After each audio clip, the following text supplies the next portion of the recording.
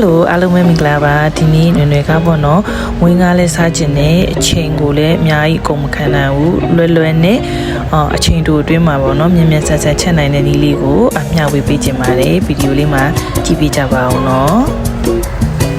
အဓိကတော့ငါးတစ်တာနဲ့မှုပဲစိတ်မှုပေါ့နော်အဓိကထားပြီးတော့ချက်သွားမှာဖြစ်ပါတယ်နွေသုံးထားတာတော့ငါးတစ်တာတစ်ပူအင်ချက်မွေးငါအနှစ်တစ်ပူပဲစိတ်မှုတစ်ထုံးမွေးဆန်လောင်မှုတစ်ထုံးပေါ့နော်ပုံမှန်အတိုင်းပဲကျက်သွန်ဖြူကျက်သွန်နီချင်းစပလင်းတို့ကိုအခွန်ခွာထားမယ်ပြီးရင်အနီတော်လေးတွေလှီထားမယ်ပေါ့နော်ပြီးရင်စပလင်းလေးကို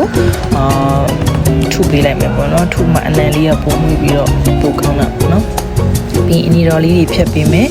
ပြီးရင်ဒီကျက်သွန်ဖြူကျက်သွန်နီချင်းကိုစပလင်းကိုပေါ့နော်ဘလန်ဒါနဲ့ထည့်ပြီးကြိတ်လိုက်ပါတယ်နွေနွေကတော့မထောင်းတော့ဘူးပေါ့နော်ရုံစုံနဲ့ဘလန်ဒါနဲ့ကြိတ်ပေးလိုက်ပါမယ်ကြည့်ပြီးသွားပြီဆိုရင်တော့မွေးပဲစိမ့်မှုကိုပေါ့နော်ရေအေးနဲ့ရေဖြော်ထားပေးထားပါမယ်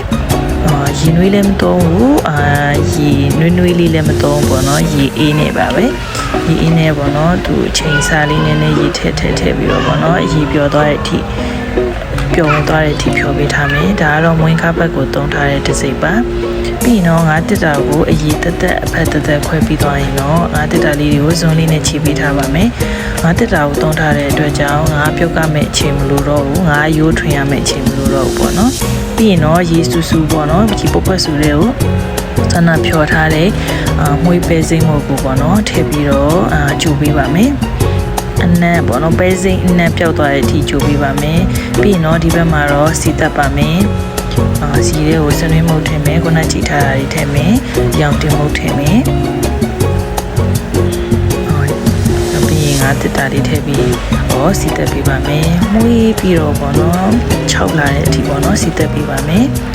ပြီးတော့ဆွမ်းနာကြိုထားတဲ့ပဲစိမ့်မုတ်တွေကိုစီတက်ထားတဲ့ငါတစ်တာတွေကိုထည့်လိုက်ပါမယ်ပြီးတော့ဒါအင်ချက်တစ်စိတ်ကိုသုံးထားပါတယ်မွေးကအနှစ်ပေါ့နော်အဲ့ဒါထည့်မယ်ဆန်ခုနအကြက်မုတ်ကိုထည့်မယ်ပြီးရင်ကျက်သွန်နီသေးလေးထည့်မယ် fish cake ထည့်မယ်ကြက်ဥပြုတ်ထားတာလေးတွေထည့်လိုက်ပါမယ်ခုဆိုရင်စားလို့ရပါပြီအရန်ကိုပေါ့နော်လွယ်တယ်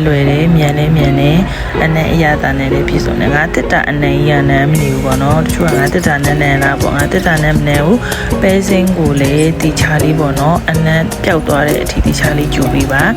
စီတက်တဲ့ခါမှာလည်းပေါ့နော်ငါတစ်တာအနံ့ပျောက်ပြီးတော့ဒီကျက်သွန်ဖြူကျက်သွန်နီနဲ့စပလင်းအနံ့လေးမှုေးတဲ့အထိတက်ပြီးထည့်လိုက်ပြီးဆိုရင်တော့အရန်ကိုအနံ့ရသာပြည့်စုံတဲ့ဝင်ကားလေးကိုအချိန်တိုအတွင်းမှာလွယ်ကူမြန်ဆန်နဲ့စားလို့ရပါပြီ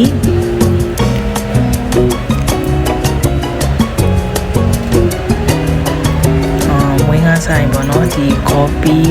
ပဲတီနန်းပင်ပဲပင်ပေါက်အကျော်နဲ့မြူတီမို့များနဲ့စားရအရင်ချိန်ပါတယ်โอเคပါ